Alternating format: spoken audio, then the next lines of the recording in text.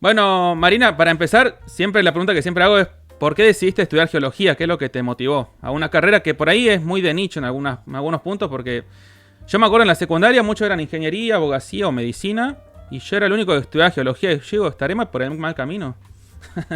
Yo era una lectora de ciencia ficción muy ávida y bueno, conocí a gente que trabajaba en la academia y bueno, siempre me atrajeron las ciencias en general, ¿no? Pensaba más bien en la física, en la química, en astronomía. Nunca se me ocurrió geología.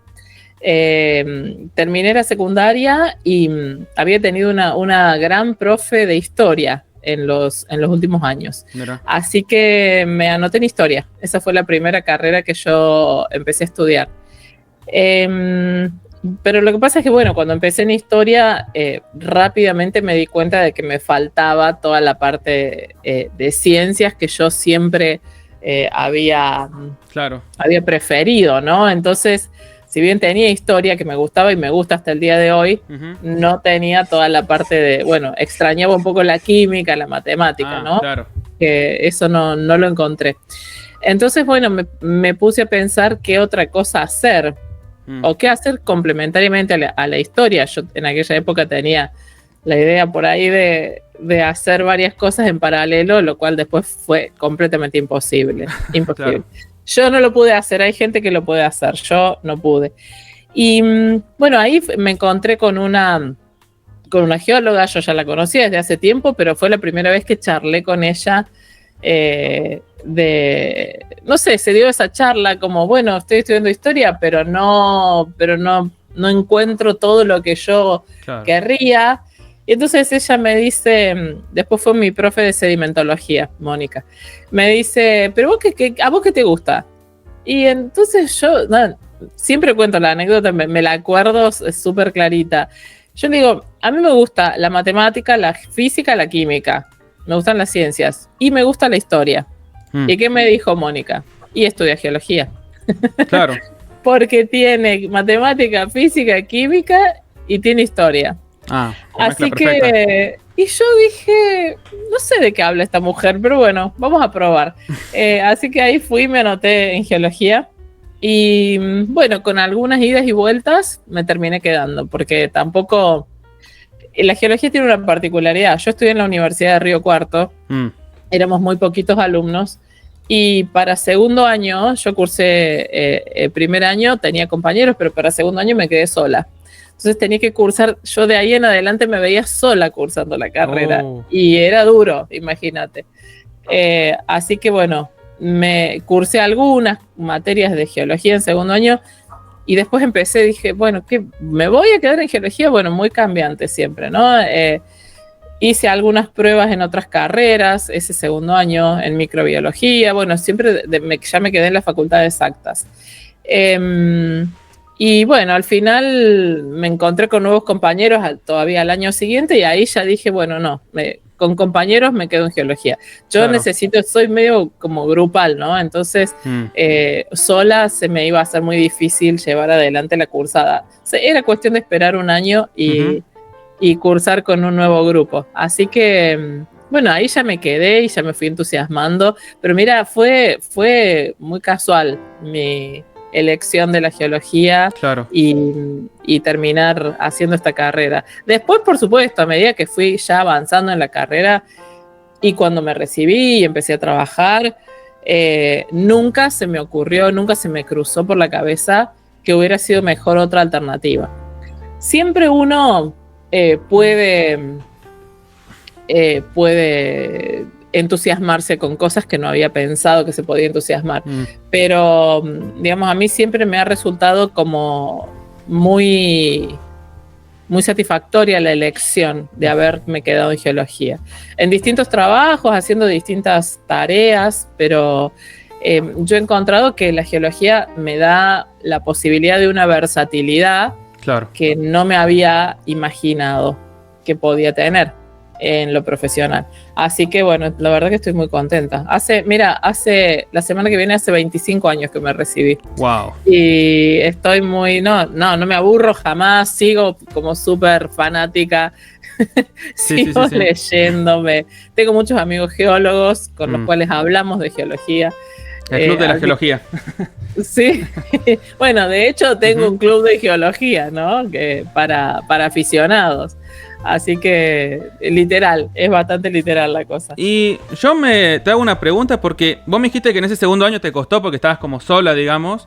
Pero, ¿qué te motivaba a seguir estudiando geología? ¿Había algo ahí que te decía, no, seguí estudiando esto porque era un tema de, había materias que te gustaban o vos querías terminar porque es tu objetivo, digamos? No lo sé. El primer año fue muy bueno, lo disfruté un montón. Me resultó muy bien porque, digamos, después de la experiencia del paso por historia, que fue un shock, porque era un lenguaje al que yo no estaba acostumbrada, entonces medio como que me asusté.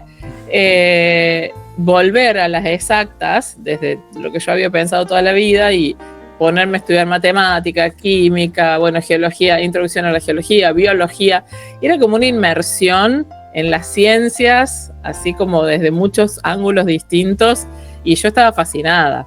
Entonces, el primer año fue tremendo, me fue muy bien académicamente, pero además yo disfrutaba de ir a las clases. Mira. Yo soy bastante nerd, ¿no? Entonces, disfrutaba de estar en esas clases, disfrutaba de los temas, disfrutaba de estar enterándome de esas cuestiones. Y entonces, claro, después de ese primer año que había sido tan buena experiencia, yo quería seguir, quería más de lo mismo. Lo que pasa es que no sé qué me mantuvo ahí. De hecho, te digo que fui a cursar materias en otras carreras, ¿no? Pero bueno, me parecía, tenía algo, no sabía muy bien. Estoy pensando, nunca lo había pensado, esta pregunta que me haces, pero había algo como particular en la geología, algo como más único, más singular, que me llamaba la atención, ¿no? Éramos muy poquitos siempre, por más que yo después tuve compañeros, era un grupo de 8 personas, no éramos 40 o 200, claro, como hay en otras carreras. Entonces, tenía esa cosa de pequeño grupo, de la relación con los docentes también. Imagínate que había materias que teníamos 2, 3 docentes y éramos 8 alumnos, entonces era una cosa muy especial, había muy buen ambiente también. Bueno, yo me sentía cómoda, supongo. Siempre estoy pensando más adelante, pero supongo que desde ese momento ya me sentía bastante cómoda. Claro. Y entonces, de alguna forma, me fui quedando. Te digo que en la universidad, también en esa época había poca matrícula, en general, varios años. Ahora hay muchos más inscriptos todos los años. Pero de la universidad aplicaron algunas estrategias para ayudar a que nos tuviéramos más posibilidades de quedarnos, como claro, por ejemplo nos invitaron en general, viste, los viajes largos que haces cada año van a partir de tercero, cuarto, quinto, los chicos de primero no iban. Bueno, cuando nosotros terminamos primero nos dijeron vengan también al viaje, entonces arrancamos como que más posibilidades, ¿no? De algo que te entusiasma. Entonces la experiencia de esos viajes de varios días, de ir a ver realmente geología del campo. En la Universidad de Río Cuarto tenés las sierras pampeanas ahí, cerquita, a poca distancia, así que salimos un montón al campo. Un tesoro. Tanto a Pampeanas como al Cuaternario, ¿no? Claro. Que nos rodea. Pero ir a ver otras geologías, me acuerdo que en aquel momento fuimos a San Rafael. Fuimos a San Rafael en Mendoza. Hermoso. Y bueno, fue muy buena experiencia. Entonces, bueno, todo eso se conjugó para que, bueno, yo ese segundo año difícil me mantuviera más o menos ahí cerca y ya al año siguiente ya pudiera retomar todas las materias. Ese segundo año, de todas formas, no es que no hice nada en geología. Cursé materias que estaban en geología, pero que por ahí, si yo decidía en el futuro cambiarme de carrera, me podían también servir. Entonces cursé las físicas, las químicas. Fue duro cursar física sola, ¿eh? Había algunas materias. Sí, me imagino. Había algunas materias que estaba sola y otras que tenía algún compañero. Pero bueno, era duro. Pero bueno, ahí me mantuve, por alguna razón que no tengo muy clara todavía.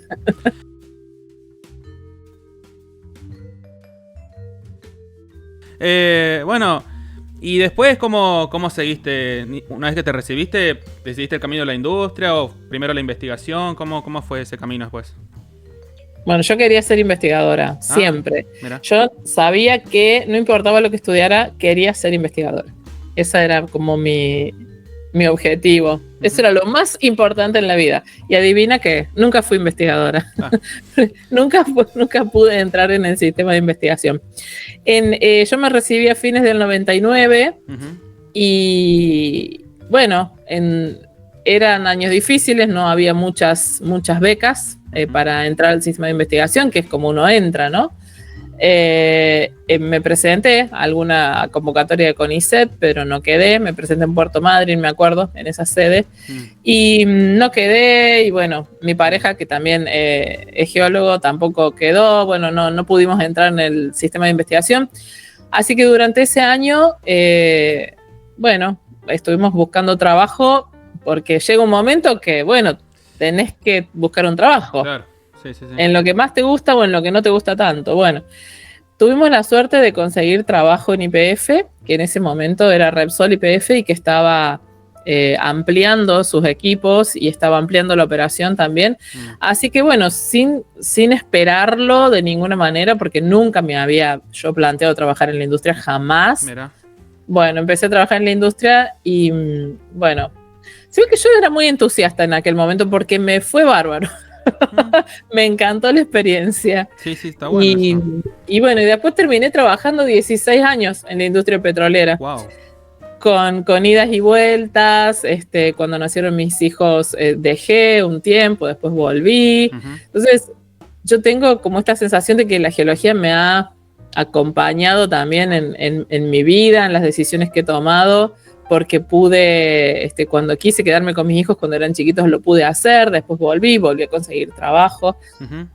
Así que, bueno, trabajé muchos años ahí hasta 2019 uh-huh. en distintas empresas, siempre como geóloga de desarrollo. Uh-huh.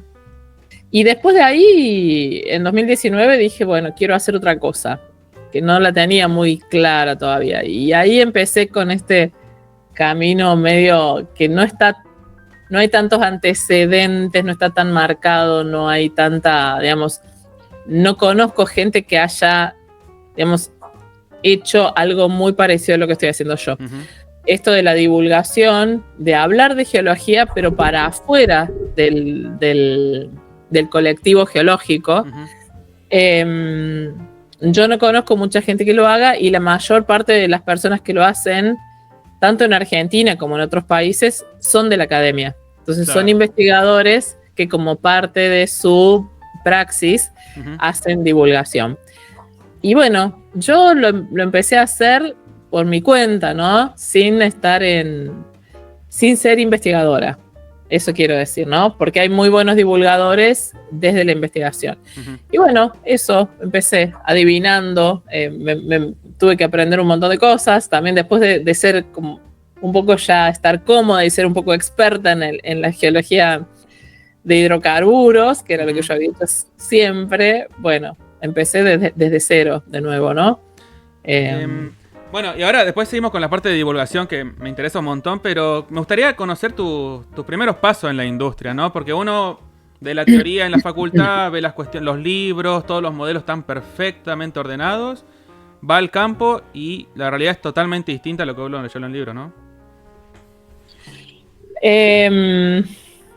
Bueno, yo tuve la suerte, en mi universidad teníamos mucha exposición al campo. Ah, mira. Y eso es muy importante. Sí.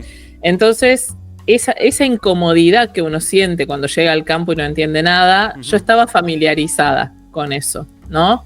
Entonces, mira, bueno, esa fue como una gran cosa de las particularidades de la universidad donde yo estudié, ¿no? Pocos alumnos, una cantidad muy adecuada de profes, el campo ahí a mano, salir mucho. no sé, salís un montón de veces al año al campo. Entonces estábamos muy habituados a enfrentarnos con el campo. Pero los temas que yo había visto en la universidad no tenía como tanta familiaridad con los temas que a mí me tocó ver en petróleo. Entonces, bueno, pero estaba habituada a esto de, bueno, hay un momento en el que te vas a encontrar que es todo nuevo y tenés que pasar como esa curva de aprendizaje, adaptar tu cabeza, aceptar que no manejas nada, porque es importante el marco conceptual que uno trae, ¿no? Uno estudia geología y no es que aprendes a hacer cosas específicas, puntuales, sino que lo más importante, más allá de las técnicas concretas que uno aprenda, lo más importante es el marco teórico, es adquirir el marco teórico de la mirada geológica. Uh-huh. Y eso es importante porque eso te acompaña, vayas donde vayas. En cualquier tipo de trabajo que encares, vos tenés ya el marco teórico, vos tenés la cabeza geológica ya más o menos preparada. Uh-huh. Y bueno, con mayor o menor dificultad podés ir amigándote con nuevos temas. A mí me tocó trabajar en la cuenca del Golfo San Jorge, que además desde el punto de vista de lo petrolero no es una cuenca típica. Uh-huh. El modelo que uno aprende por ahí en la facultad del reservorio con el contacto agua-petróleo, todo que uno hace un pozo acá, otro acá y puede determinar a dónde está. Eso en la cuenca del Golfo no aplica. Aplica ocasionalmente, ¿no? Pero no es un comportamiento típico. No siempre podés detectar a dónde está. Tenés muchos reservorios al mismo tiempo, no siempre podés detectar para todos a dónde está el contacto agua-petróleo. Bueno, particularidades técnicas de lo que es la geología de la cuenca. Y a mí me tocó particularmente, además de la singularidad geológica de la cuenca, me tocó trabajar dentro de YPF, la estructura que tenía YPF en ese momento, me tocó trabajar para lo que era la unidad de negocios de la provincia, que estaba en la provincia de Santa Cruz. Entonces yo vivía en Comodoro Rivadavia, que está en Chubut, y trabajaba en la ciudad de Las Heras, que está en Santa Cruz, a 200 kilómetros. Y ahí uno podía hacer como prefiriera, pero estabas a 200 kilómetros de tu casa. Sí. Entonces vos podías ir y venir todos los días. Yo a veces lo hacía.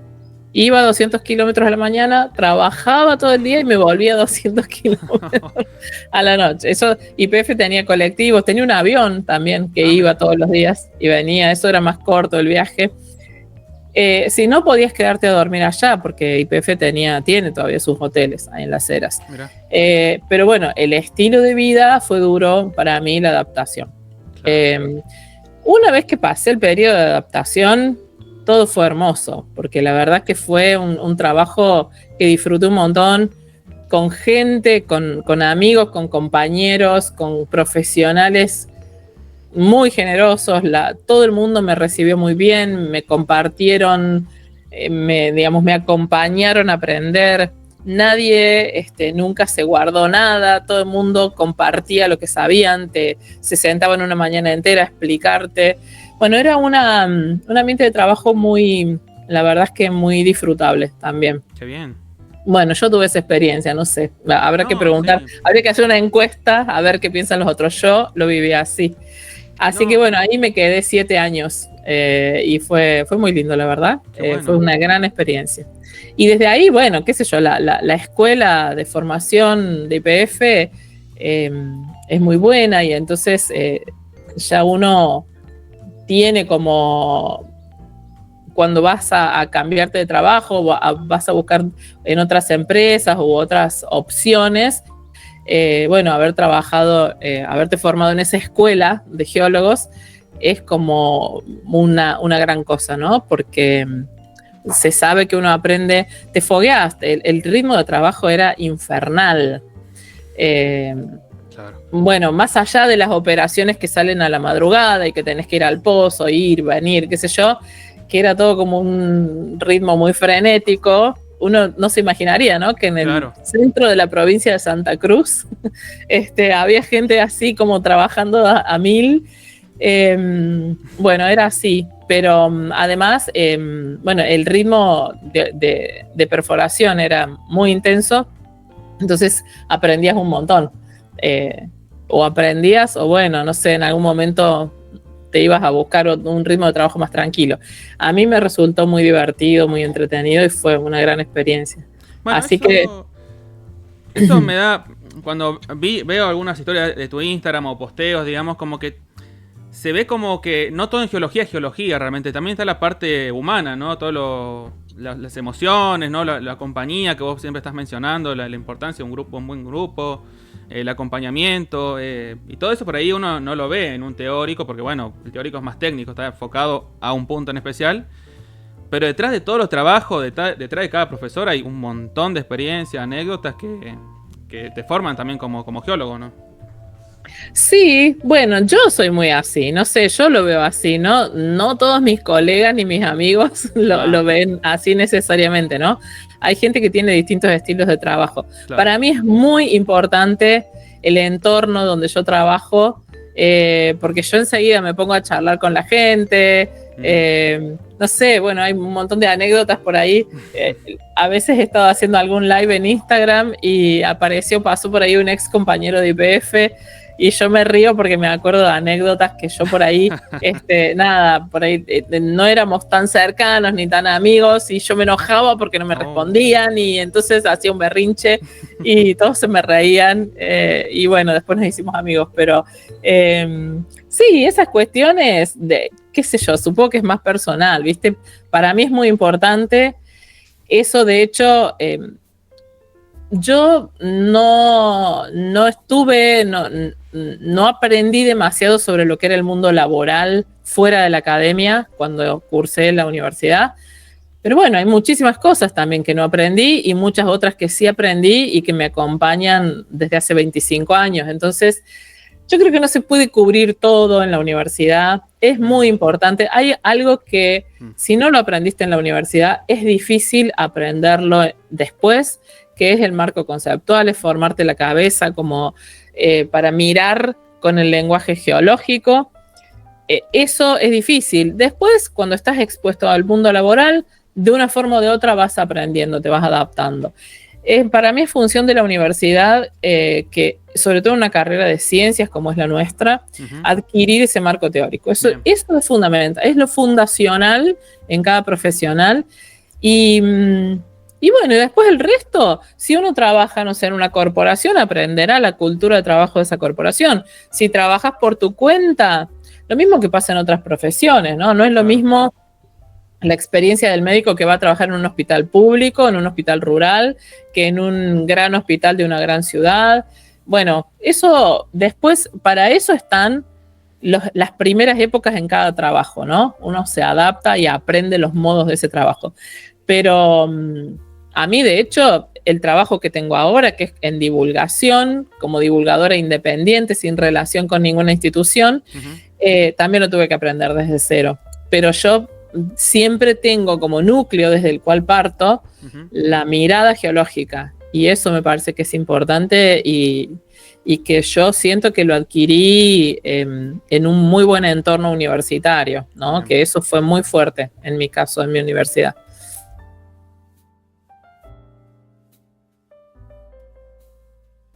Y bueno, ahora pasamos a la parte de la divulgación. ¿Por qué decidiste hacer divulgación en geología? ¿Hay algo, algún acontecimiento que te marcó, que dijiste, me parece que lo tengo que hacer? Sí, bueno, varias cosas. Por un lado, vos notarás que yo no paro de hablar, digamos, a mí soy muy parlanchina, entonces, bueno, se me da natural. Y me pasaba por ahí entre amigos que no son geólogos, que también tengo amigos que no son geólogos, me pasaba por ahí de estar charlando de algunos temas y la gente se asombraba. Decía, no te puedo creer, porque nadie, la mayor parte de las personas no están habituadas a pensar en términos geológicos, entonces les resultaba muy sorprendente. Después también yo venía en aquella época, estaba terminando una maestría que hice en manejo ambiental y me dediqué ahí en la tesis final de maestría, la hice analizando un poco cómo había sido la historia de toma de decisiones de intervención en la cuenca baja del río Matanza-Riachuelo, que había llevado al estado actual de degradación de la dinámica hídrica, porque mucho se habla del estado de contaminación en la cuenca y del río, que por supuesto que es innegable, pero también hay otras cuestiones. Nosotros como geólogos también podemos pensar no solo en la contaminación, sino en las cuestiones de la dinámica hídrica.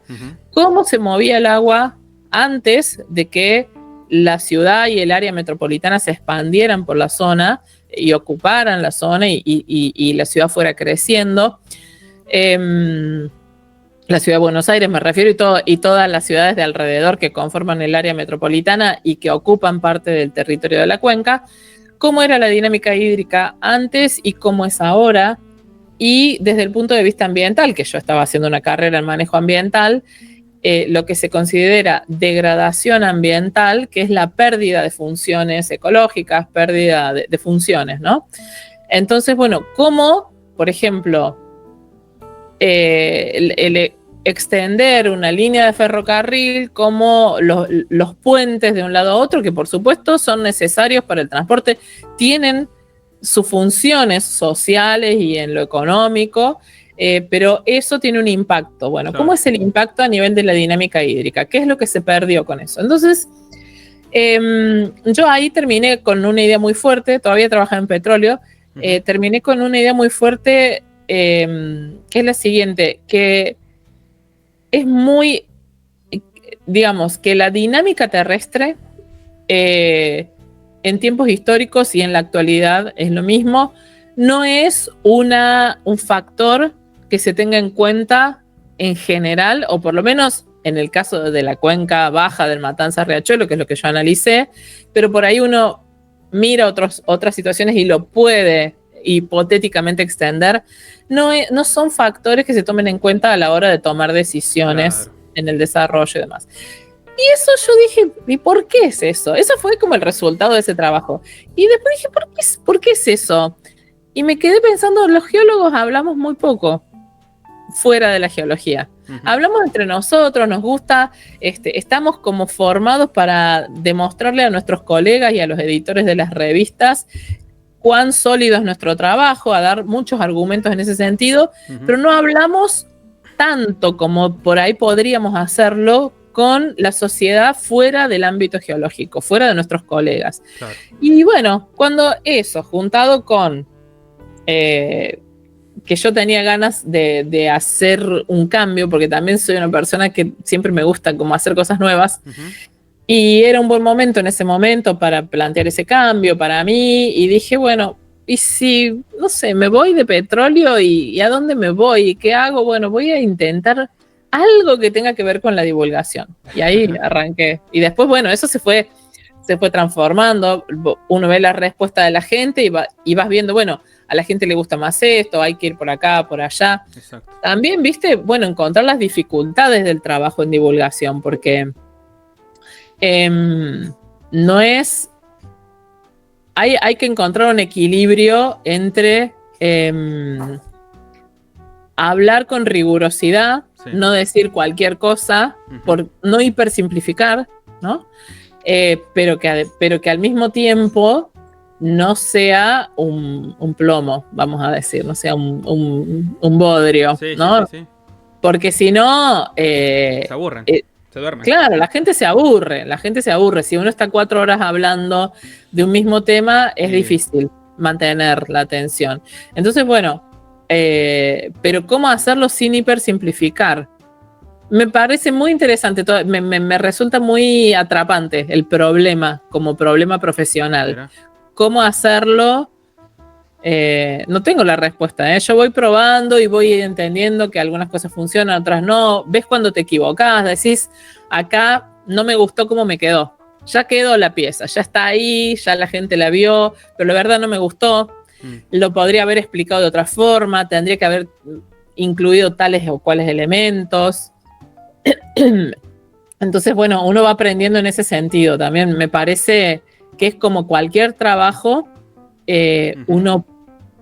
A mí me resulta a nivel personal y profesional muy satisfactorio también entender que hay que desarrollar una forma de hacer ese trabajo, un método propio de la problemática que uno está abordando. Entonces, no se trata simplemente de subir cosas a Instagram, sino que también es hacer geología. Claro. Lo que pasa es que, bueno, hay que delimitarlo, hay que entender, y es un trabajo que, eso definitivamente sí, en la facultad no lo aprendemos. Creo que se debería, que con el tiempo deberíamos ser capaces de tomarnos más en serio la divulgación, y no solo como una cosa ocasional que hace alguien que tiene tiempo de sobra, ¿no?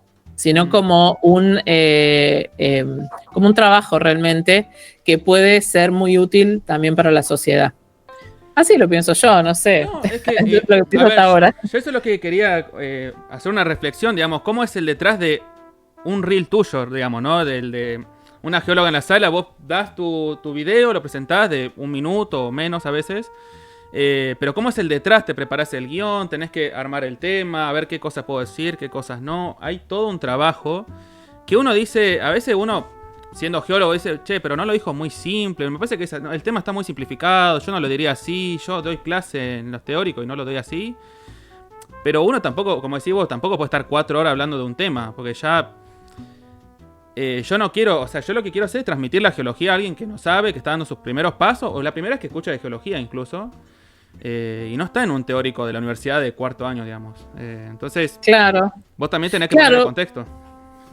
Sí, ese es un tema, digamos, cómo tener muy en cuenta una palabra que aparece que nunca antes en mi vida había aparecido, porque uno la da por sentada y no se pone a definirla concretamente, que es ¿quién es mi audiencia?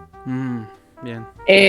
Siempre tenés una audiencia, porque cuando haces una presentación de un proyecto de inversión, que era lo que yo tenía que hacer cuando trabajaba en las empresas, también tenés una audiencia, pero uno nunca se detiene a pensar quién es esa audiencia, ni estás cada reunión, cada presentación decís, bueno, a ver, ¿quién es mi audiencia?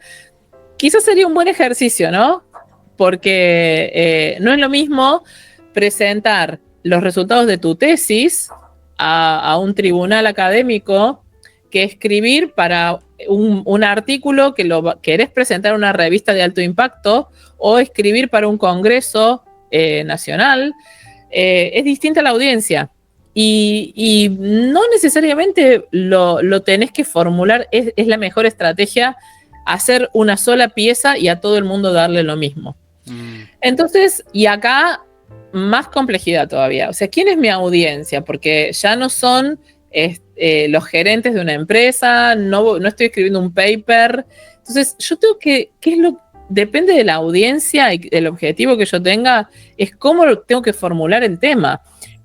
Y depende también, en este caso, que lo que yo decidí hacer, que es divulgar a través de las redes sociales, te dictamina mucho lo que va a funcionar y lo que no, la lógica propia de esa red. Y eso es algo que se te escapa por completo. Es lo mismo que cuando... por ejemplo, acá en YouTube uno tiene como determinado marco, ¿no? Claro. La gente sabe que viene, que los videos pueden ser más extensos, que se pueden tratar los temas en profundidad. En una red social como Instagram o como Facebook, yo produzco con la lógica de Instagram los Reels. Si vos haces un Reel de 5 minutos... es muy raro que la gente se vaya a quedar. Tenés que tener muchas herramientas, tenés que ser muy talentoso para manejar ese tiempo. En general, uno dispone de 1 minuto, 2 minutos, como mucho. Y entonces, porque yo quiero que la gente escuche lo que yo voy a decir. Claro. Entonces, lo tengo que hacer para que funcione con esa lógica. Y uno sabe que si la gente no lo escucha y no le presta atención, Instagram no se lo muestra a nadie más. Entonces, tengo que, ¿no? Hay que pensar en todas estas cuestiones. Entonces, bueno, yo, por ejemplo, para cada reel, clásicamente lo que hago es hablar primero de lo que a mí me gusta, de lo que a mí me llama la atención. Claro. Y después, yo estoy permanentemente leyendo papers, o sea, como si fuera un estudiante de posgrado que está haciendo su tesis doctoral, yo estoy permanentemente leyendo. Y entonces estoy encontrando por ahí temas que me llaman la atención. Y después me puse a estudiar un poco por mi cuenta cómo contar una historia, ¿no? Que por más que yo sea parlanchina, no necesariamente quiere decir que yo tenga herramientas, claro, que tenga un método que me vaya a servir para eso. Entonces, ¿cómo contar una historia? Hay un ángulo para contar una historia, eso lo decide uno. Puede haber distintos ángulos, entonces uno tiene que entender desde dónde la va a contar, qué elementos va a tomar de cada historia. Entonces, a mí preparar un reel me puede llevar, de esos 1 minuto y medio, me puede llevar entre 2 días y 1 semana, cada uno de esos reels. Wow. Entonces es desde leer los papers, muchas veces para tener claro cómo voy a armar el tema, leer literatura de apoyo también, literatura técnica para recordar. Uno se encuentra por ahí uno se imagina que la geología es muy estática y no, hay actualizaciones en las ideas, entonces es importante también mantener la actualización. Uh-huh. Yo de vez en cuando le pido a algún colega que está actualizado en determinado tema, que mire el feed para ver si no se me escapó algo, si hay algo que no está funcionando. Entonces lo hago auditar al perfil por geólogos expertos en determinadas áreas para más o menos asegurarme de que eso está encaminado. Si hay algo que salió mal porque yo lo entendí mal o porque el material no estaba suficientemente actualizado, bueno, hago un reel de actualización, ¿no? Claro. Como que antes pensábamos esto, pero ahora las últimas ideas que se están manejando son tales. Y bueno, después de que yo entiendo el tema y decido cómo lo quiero contar, sí, hago de alguna forma algún guión, ¿no? Y después es grabar. Bueno, eso yo jamás en mi vida, yo no sacaba fotos, no hacía videos, nada, lo tuve que aprender todo. He hecho cursos también como autodidacta para aprender a manejar los controles del teléfono, cómo iluminar. Igual a veces me sale horrible, pero antes no tenía ningún elemento. Ahora tengo algunos y hago lo que puedo. Claro. Pero bueno, todo eso también impacta, ¿no? Y después, bueno, en una época los videos me los editaban y después empecé a editarlos yo. Así que ahora hago todo. Desde elegir el tema, leer, hacer el guión, grabarlo, editar, todo. Es un trabajo que puede ser muy agotador a veces. Sí.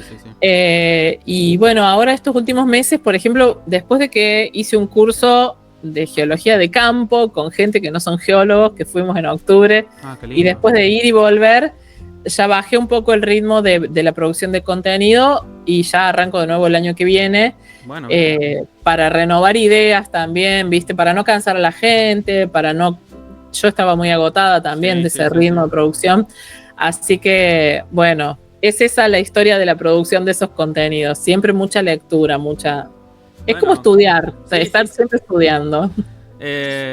Bueno, igual uno como geólogo tiene que estar constantemente estudiando porque, como decís vos, no es estática y los modelos van cambiando. En China sacan trabajos, 1000 publicaciones por año, entonces tenés para leer para hasta jubilarte más o menos. Así que... Sí, tal cual.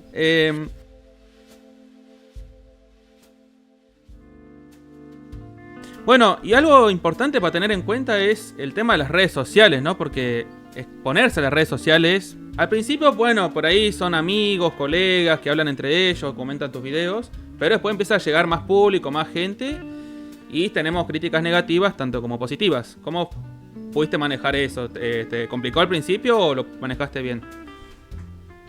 No, qué sé yo, como todo el mundo. He tenido épocas muy tranquilas. A veces hay algún video que se viraliza y eso por un lado está bueno porque te trae más audiencia, la gente no conocía el material y lo empieza a conocer, pero por otro lado muchas veces se viralizan porque la gente, porque hubo un grupo de personas que se indignó con el material. En mi caso pasó, cosa que imagínate, jamás yo iba a esperar que pasara como pasó. yo subí un video sobre el episodio pluvial carniano, que es algo súper específico, una historia que no sé quién la conoce. Claro. La cuestión es que durante el Triásico, en el Carniano, que es una parte del Triásico, hay un evento de cambio ambiental, cambio climático, en el cual se incrementan de forma muy marcada las precipitaciones. Y entonces, bueno, está como muy estudiado en Ischigualasto, por ejemplo, acá en Argentina. Es uno de los sitios donde se estudia esta fase del Triásico. Y hay grupos de investigadores argentinos que estudian, no me acuerdo cómo se llama la geóloga y paleontóloga, creo que es geóloga, bueno, no me acuerdo, Adriana me parece, pero no me acuerdo exactamente su nombre, así que no quiero decir un nombre por otro, pero ella tiene muchas publicaciones sobre el tema.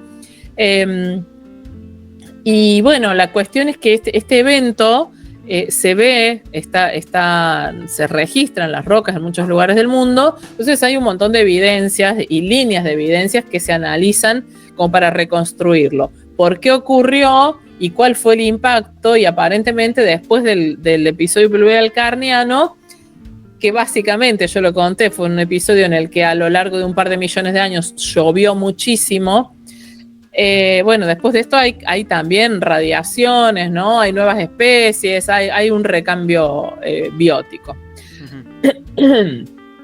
Bueno, ese reel con esa historia hizo que estallaran de furia ciertos grupos de personas, sobre todo asociados a ideas religiosas, que estaban muy enojados porque yo estaba hablando de algo que en realidad, desde los textos religiosos, lo único que podía hacer era el gran diluvio universal. Mirá vos, claro. Y eso llevó a que, hubiera mucha gente muy enojada.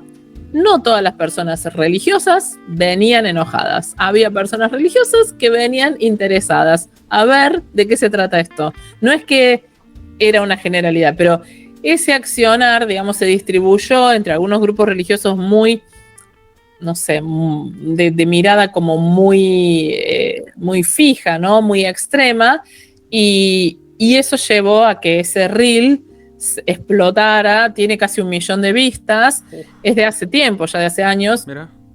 Y bueno, esa fue como la primera experiencia que a mí me ocurrió y que yo conocí, digamos, que lo que es que te dejen comentarios horribles, pero horrendos, irreproducibles, que me parecían tan violentos de leer que yo los iba borrando. No iba borrando los de no me gustó, sino que iba borrando los que ya eran como irreproducibles. Claro. Sí. Sí. Y después siempre pasa alguno. A veces me ha retado algún colega, también porque no le gusta, pero son los menos. La mayoría de los colegas dicen, dale para adelante, me gusta lo que haces. Y te digo que de hecho yo recurro a colegas para que vayan mirando a ver que el perfil no se salga demasiado de lo que es el conocimiento actualizado. Y después, bueno, siempre hay alguno, no sé, que no le gusta mi pelo, peinate, me dicen. Bueno, cosas así que yo digo, bueno, ok, no me voy a peinar, nunca me peiné en mi vida, así que no voy a empezar ahora. Pero bueno, de todo me dicen, desde esto, enojos religiosos, hasta algún enojo porque así no es, lo explicaste mal, hasta peinate, hasta el acento cordobés, el acento, no sé, el español rioplatense. Hay gente de otros lugares que no le gusta que uno hable así, de todo. Bueno, es como muy variado el cuestionamiento en las redes, pero es una proporción, qué sé yo, es el 5-10% de las interacciones, claro. No es el 50%. Así que la mayoría son positivas. Y bueno, hay que aprender a eso, qué sé yo, sí. Uno hace lo que puede. Yo por ahí, o sea, yo por ejemplo recién estoy empezando y bueno, van apareciendo estas críticas de este estilo. Pero bueno, también es un aprendizaje. Por ahí te agarra un mal día, ¿no? Y bueno, hay muchos comentarios positivos, pero justo estás en un mal día y viste uno negativo y te enojaste porque bueno, te agarró desprevenido. Pero bueno, yo por ahora construyo de lo positivo y que sean críticas del contenido y no de cosas que por ahí sean ajenas o ya como distantes, digamos. Sí, uno no puede controlar lo que la gente pone, así que nada. Bien. Si es muy agresivo, yo he tenido que bloquear gente. Pero sí es muy agresivo, ¿no? O sea, ponele el perfil con el tamaño que tiene, tengo algunas decenas de personas bloqueadas que se han portado mal. Yo, si se portan mal, es que los bloqueo. Si no, no me importa que tengan opiniones distintas. ¿Qué sé yo? Por ahí la gente, yo digo alguna opinión, ponele, sobre ideas relacionadas con el pensamiento mágico. Bueno, por ahí la gente se enoja, ¿viste? Que yo critico una mirada sobre desde la astrología o desde otras prácticas que tienen que ver con el pensamiento mágico. Ahí no te voy a bloquear, son diferencias de opinión, claro. Son preferencias, no bloqueo a nadie por esas razones, sino porque hay agresiones que ya a mí me resulta difícil mirar lo que está escrito ahí y a las otras personas que pasan por el perfil también. Entonces, cuando ya se pasa una línea muy clara, ¿no? Claro. De agresión directa, muy violenta. Entonces, bueno, ahí sí. Pero por diferencia de opinión, jamás voy a bloquear a nadie ni borrar un comentario. Claro, es simplemente cuando es algo muy demasiado, ¿no? Demasiado intenso, demasiado difícil de pasar ese comentario. Sí, entonces ahí sí.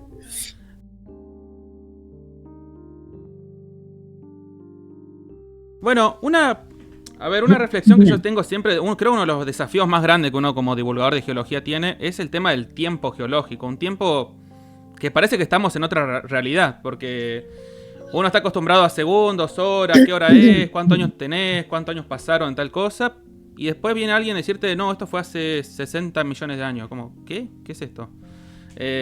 ¿Cómo es explicar el tiempo geológico para vos y cómo lo manejás? Bueno, yo tengo un curso entero sobre el tema. Bueno, bien, está bueno. Así que para mí es un gran tema. Es un tema que me apasiona. Y una de las cosas que más me gusta en el trabajo que yo hago es justamente eso. Una cosa es hablar de tiempo geológico entre geólogos, que nos entrenamos durante todos los años de la facultad para pensar en ese marco temporal. Y otra cosa es cuando uno es fascinante, la verdad, charlar con gente que nunca se planteó la escala temporal de la Tierra y que dicen, no, espera que me mareo porque no puedo imaginarme. Para mí mucho tiempo era pensar en el momento en el que se construyeron las pirámides en Egipto, las pirámides mayas o lo que fuera. Eso es miles de años, es mucho tiempo. No sé cómo hacer, ni de dónde, qué referencia tomar, ni qué marco usar para pensar cuando me decís 100 millones de años. No lo puedo abarcar. Así que bueno, el curso entero se dedica al tema, se llama Una historia de la Tierra, se dedica a cómo se piensa el tiempo geológico, cómo se miden los eventos. Bueno, nada, entiendo, digamos, como tu propuesta de tema, porque para mí es un gran tema. Y bueno, para acercarse, para intentar darle la vuelta de a poquito, siempre es de a poco, porque si no es como que te indigestás, ¿viste? Si la primera vez querés abarcar los 4.500 millones de años de historia de la Tierra, es difícil. 4.500 millones de años es una cifra muy difícil de sobrellevar. Sí. Voy a tomar agua porque... Sí, no te preocupes. Yo estoy tomando mate, así que también. Pero bueno, hay algunas herramientas, algunos métodos, algunos ejercicios que por ahí funcionan, ¿viste? Por ejemplo, las 1001 versiones del juego del calendario. En el curso yo tengo el juego del calendario para que la gente justamente haga este ejercicio de entender la magnitud del tiempo terrestre. Claro. Se pueden hacer distintas analogías, depende por ahí si estás con niños, si estás con adultos, se pueden usar como distintas comparaciones, pero por ejemplo, decir, bueno, de una punta a la otra de los dedos, ¿no? Yo abro los brazos y la historia de la Tierra empieza de acá y termina, y hoy es acá, bueno, ¿qué va pasando en cada lugar? también he visto, no lo he hecho nunca, pero que por ahí funcionan en los colegios, por ejemplo, funcionan muy bien esto de agarrar un rollo de papel, puede ser papel higiénico, puede ser un rollo de papel de cocina, lo que uno tenga. Por supuesto no es para niños de primer grado, pero en chicos de quinto, sexto, séptimo grado y en la secundaria, uno puede desplegar eso ya teniendo la noción incorporada de lo que es una proporción. Entonces podés desplegarlo y decir, bueno, esto tiene 30 metros, 50 metros, lo que tenga. Entonces, cada metro, ¿a cuánto? Y esos son 4.500 millones de años. Cada metro, cada 10 metros, ¿cuántos millones de años son? Entonces, podés desplegar ese papel en el patio de la escuela, ir caminando y avanzando a medida, digamos, avanzando en el espacio como una analogía de avanzar en el tiempo. Claro.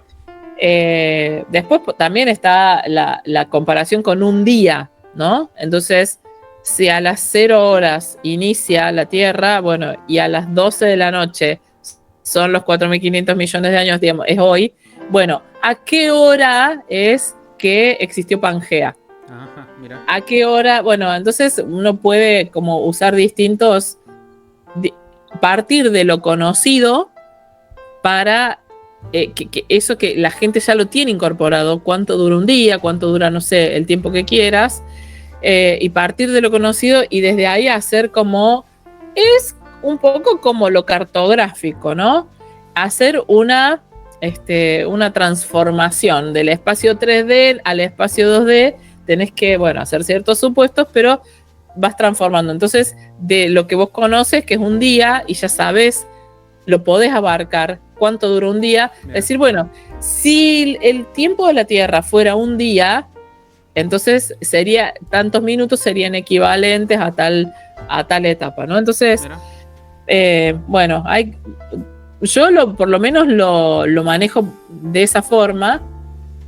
A veces facilita un poco, ¿no? Igual la gente, es un comentario muy frecuente, como que se asombra un montón por la duración de la historia de la Tierra y bueno, es una dificultad muy, muy frecuente, ¿no? Como claro. Sigo como con esa sensación de vértigo al pensar en semejante marco temporal. Pero bueno, claro, después está lo otro también, que por ejemplo, uno dice, bueno, acá había un antiguo mar o acá había antiguos volcanes. Y me imagino que también es difícil de creer, es una realidad totalmente, ya fue hace tanto tiempo, que solamente lo veo registrado en las rocas nomás. Pero también hay que saber leer esas rocas, entonces hay todo un trasfondo ahí que me imagino que es muy difícil trabajar eso, ¿no? Claro, bueno, es sobre todo cuando uno usas mucho el formato virtual, claro. Es difícil. Por eso siempre es importante para la gente que realmente, y por eso fue tan bueno poder hacer este año el curso con la salida a Malargüe, porque ahí uno ve la realidad digamos, cuáles son realmente los datos de los que parten los geólogos para reconstruir esas historias. Y también la otra cuestión que es interesante es volver a las ideas de origen de la geología. Entonces, muchas veces yo recurro a la historia de la geología, a la historia de las ideas en la geología. Entonces, porque si uno dice hoy, bueno, estas rocas muestran por sus características que esto fue depositado por ríos y los ríos tenían tales características y cerca había volcanes y había aporte de cenizas y el ambiente donde estaba esto era como un pantano y la gente dice, pero ¿de dónde sacaste eso? Porque yo veo rocas amarillas y rojas nada más. Claro, una fantasía Tolkien. Claro, entonces cuando volvés a las ideas de base, pues bueno, ¿quiénes fueron los primeros pensadores de la geología? Los primeros naturalistas. ¿Qué pensaban? ¿Cómo se acercaron a esto? Entonces, vos empezás por el principio, decís, bueno, desde acá se partió. Hay ciertos principios, hay ciertas ideas que nos son más cercanas. No es como todo ese choclo ya digerido y ya resuelto de historia geológica, sino que uno va como desmenuzando un poco el método, la mirada geológica, lo que muchas veces los geólogos hacemos, porque ya estamos entrenados, es ir y aplicar directamente y no vamos explicando lo que estamos haciendo. Claro. Pero para la gente que por primera vez se acerca a las ideas geológicas y para no ser crípticos, ¿no? Y para dar realmente razones para mostrar que hay fundamentos y que viene de algún lado, no es un invento, no es que yo me paro ahí y digo, esto pasó así, así. No, eso deriva de un montón de estudios y viste las rocas al microscopio y mandaste al laboratorio, hiciste geoquímica, mediste la edad de los cementos de la roca sedimentaria, mediste la edad de la deformación de los 5 episodios de deformación superpuestos en una metamorfita. No sé, estás años y años y años estudiando. Claro. Entonces, muchas veces resulta útil volver como a las ideas iniciales para que la gente entienda a partir de qué se fue construyendo, ¿no? Claro. Y entonces puedan ver una progresión. Las ideas partieron de algo muy observacional en el campo, se establecieron los principios más fundamentales y sobre eso se fue construyendo. Mucho tiempo después es muy interesante recordar, por ejemplo, que la escala de tiempo geológico del Paleozoico, por ejemplo, la parte del Paleozoico y el Mesozoico, estaba resuelta en Europa, que es donde la geología es una ciencia de origen europeo, nos puede gustar o no, pero es así, el origen de la geología. La columna estratigráfica, digamos, las unidades europeas, estaban resueltas mucho antes de que se pudieran datar las rocas y que se pudieran conocer las edades absolutas. Claro. ¡Oh, sorpresa! Cuando se empieza a datar a principios del siglo XX, se confirma el esquema que se había hecho sin ningún tipo de edad numérica. Entonces, bueno, no es que era un invento, que a mí me parece y yo arbitrariamente puse acá y allá. No, había todo un método de abordar las secuencias, las rocas, los afloramientos, y que tuvo su lógica. Y después, desde un método completamente independiente, se pudo confirmar. Entonces, bueno, por ahí esas también, ¿no? Como pensar en esas historias te termina como de armar la robustez que tienen las ideas. Bueno, eso es interesante porque, no sé, si uno se pone a pensar en esas árboles filogenéticos que hacen los biólogos, por ejemplo, donde está un punto inicial, uno por ahí ya está como formado, ya sabe todos los conocimientos, ya tiene ciertos conocimientos adquiridos durante la facultad o durante la experiencia laboral también, y uno se siente como arriba, ¿no? Está arriba del todo. Pero hay gente que no tiene ni idea de lo que vos estás haciendo, nunca estudió geología, nunca vio nada de eso. Entonces es común volver al principio para empezar de cero, ¿no? Sí, claro. Bueno, y la gente, digamos, no tiene por qué. Nosotros, porque hemos estudiado justo esta carrera, a mí si me explicás cuestiones de salud, de medicina, o de bioquímica, o de astronomía, quizá no tenga tantos elementos porque no estudié, no me especialicé en eso. O viene un violinista y se pasó toda la vida estudiando violín y yo no tengo idea ni cómo se agarra el violín. Entonces, bueno, cada uno tiene su especialización y entonces, bueno, para la gente que se interesa en nuestra disciplina, por ahí hay que recordar que particularmente la geología no es ni siquiera una ciencia que tenga tantos contenidos dedicados en la educación primaria y secundaria. Entonces es bastante, se desconoce en la población general bastante los fundamentos de nuestra disciplina. Entonces siempre hay que, bueno, recordar con un poco con paciencia, con amabilidad, ¿no? Con un poco de tranquilidad y no... Por ahí estamos muy acostumbrados a hablar entre geólogos, entonces nos parece, pero ¿cómo esta persona no maneja este concepto? Bueno, no lo maneja, porque se dedicó a otra cosa. ¿Sí? Entonces, bueno, un poco nos toca a nosotros que tuvimos la suerte de formarnos en esta ciencia, a los que estén interesados, nos toca, bueno, ir de a poco, claro. Transmitir de a poco las ideas para que la gente pueda sin abrumarse, sin que sea tan como algo que se te viene encima, como algo que te un poco ese vértigo, esa sensación de abrumadora por ideas demasiado complejas. Bueno, hay que ir de a poco, para que la gente tenga la oportunidad también de a poco ir armando, ir haciendo conexiones, cada uno sus propias conexiones entre las ideas y de a poquito ir familiarizándote con esto.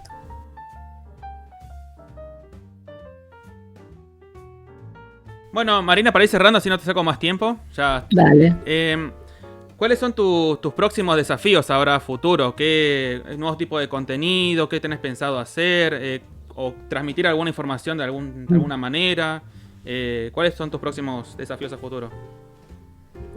Bueno, yo estoy muy entusiasmada con este proyecto y la idea es seguir trabajando en divulgación.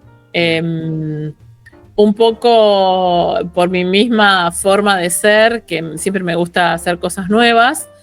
Yo lo que me imagino es, ahora en este momento estoy cerrando el año, pero para el año que viene yo quiero explorar nuevos formatos, quiero formatos tanto online como presenciales.